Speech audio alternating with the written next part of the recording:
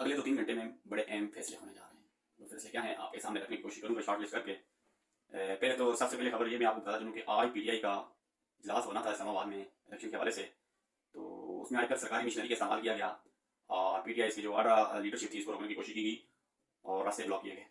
और दूसरी जानब आज इलेक्शन कमीशन का इजलास जारी है जो कि इलेक्शन मुलतवी होने का खदशा जाहिर किया जा रहा है।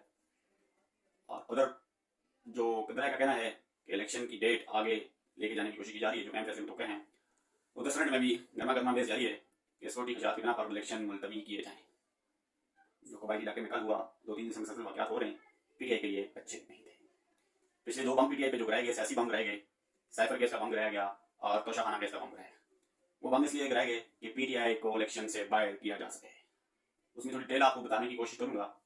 वो फैसले इसलिए दिए गए कि खान साहब का फैसला सुनते ही वर्कर बाहर सड़कों पर निकलें, तोड़ फोड़ करें, मुल्क में इंतशार के लिए अफरा तफरी का आलम हो और पीटीआई को दहशतगर्द जमात डिक्लेयर करके इलेक्शन से बाहर किया जाए। लेकिन खान साहब ने अपने वर्कर्स को पहले ही ये कर दिया था कि आपने बिल्कुल पुराना करना है, और खान साहब ने ये बाजी भी उलट कर दी।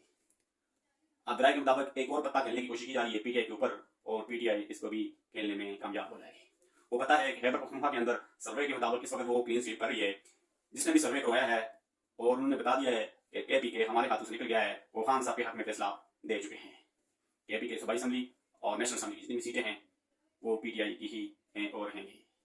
और इसी सूरत हाल को लेकर मियां नवाज शरीफ ने कहा कि खान साहब मुझे किसी सूरत नहीं चाहिए इलेक्शन में, चाहे वो केपीके हो, पंजाब में हो, मुझे किसी सूरत किसी सूबे में कोई गवर्नमेंट नहीं चाहिए।